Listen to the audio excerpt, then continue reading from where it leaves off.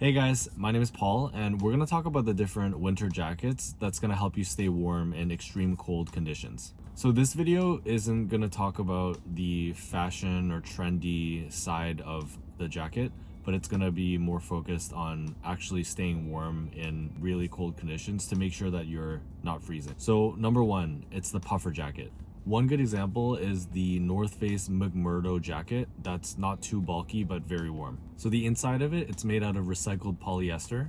Also, the side pockets are lined with soft felt and it'll keep your hands warm whenever you need it. It'll feel great even without gloves on. The nice thing about it too is the hood is adjustable, and also it has a fur attachment on it that you can actually remove as well. It has a fur trim as well that can be attached or detached. One disadvantage of it is that when the wind is stronger, the wind will creep in and go through the holes in the buttons. The second example is a parka.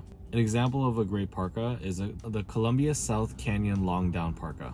It'll be good to protect you from rain, snow, and it has Omni Heat technology, as well as a waterproof, breathable fabric. The outer shell is 100% nylon legacy twill. The inner shell is 100% recycled polyester microfleece. Third is a snowboard or ski jacket.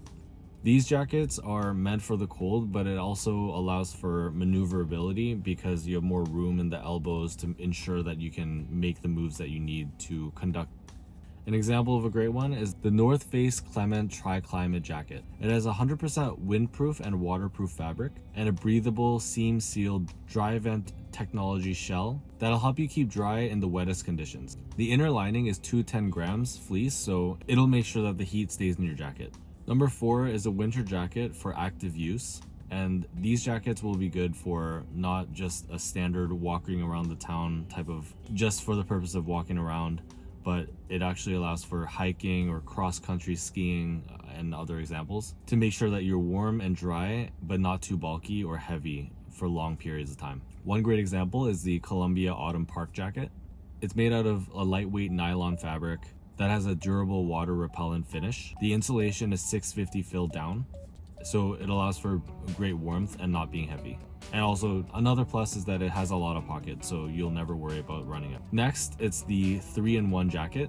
It's a great way to ensure to be able to wear it all throughout the year.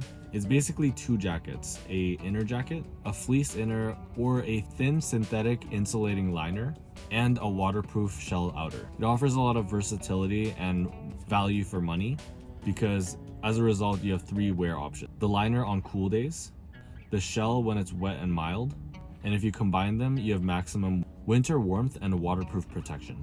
So it acts like a system to regulate temperature because essentially it allows you to trap the warmth inside with under your base layer, what you wear normally, but also allow moisture to escape. So you can choose how warm or dry you can be while you're hiking, for example. And you can take, another plus is that you can remove any layers as needed, so you'll be better equipped for any temperatures. Essentially, the band strap works very similar.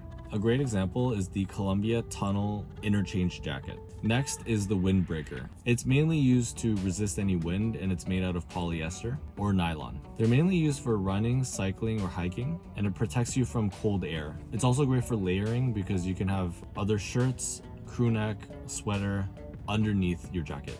Also, you could have a coat over it as well. Next is a heated jacket. If you live in a very cold climate where it stays that way, you can charge them via USB, and it should be able to keep you warm for a couple of hours. Despite what you may think, they're typically lightweight and slim, so they won't take up too much space in your wardrobe. Or if you don't want to commit to an entire jacket, you can get a heated vest. An example of that is the Field Shear Mobile Warming Peak BT. It's lightweight, has a breathable design, and controlled by Bluetooth. That way you can control the level of heat that you want. It can keep you warm for up to 6 hours as well. So overall, what you want to look for in a jacket is insulation. So one type of insulation is down, and it ranges from 400 to 900 fill power. The higher on that scale it is, the higher the quality of the down is, not the amount. Usually that would equate to a more expensive jacket. So if you have the budget, you should go for that. But that's not the only insulation factor. And as long as you're above 550, you should be good to go. Another metric to look out for is the down to feather ratio. So it's the amount of down versus the feathers that's in your jacket.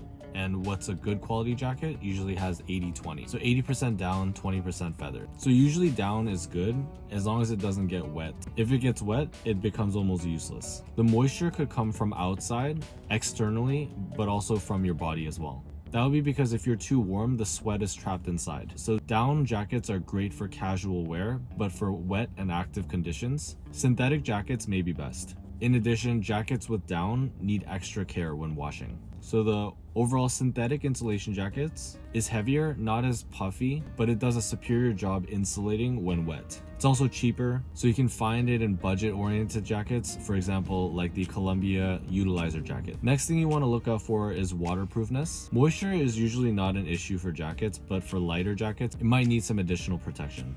You want to look for jackets that have DWR, or durable water repellent, which can be applied on the outer shell of the jacket, but it would be best if you look for the product where the down itself is treated. The waterproof coating will eventually wear off, and occasionally you'd have to reapply it. Next is heat retention. For example, Thinsulate is a great example of a jacket that is meant for moderate activity, but not for sub-zero temperatures. For maximum heat retention, you need a puffer jacket, but that would mean that the jacket is very thick. You might be walking around like a marshmallow, but it may be worth it, because you'll be very comfortable in freezing weather. For active situations, you need a jacket that's highly breathable, because worst case, you get hypothermia from having sweat and also freezing conditions combined. Next is the hood. A lot of heat gets lost from an uncovered head, so you need to make sure that the hood is functional, and also you got to make sure that the down is the same in the hood as well as the jacket, in terms of the same thickness and the type of insulation. Ideally, it covers most of your face, like your eyes and the lower part of your face if possible, when it's fully adjusted. Next is the closure. Is it a zipper? Are they buttons, snaps, or Velcro? Next is pockets.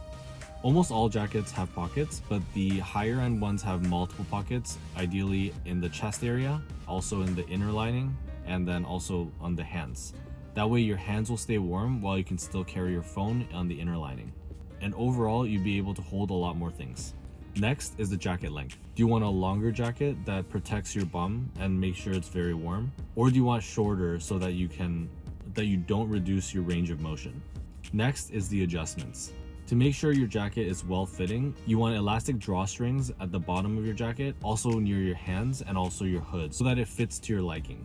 Lastly, it's vents. It's mainly only found on rain jackets, but some insulated jackets have them as well underneath the arm, in the underarm area. So overall, you find vents more often in a waterproof or breathable shell.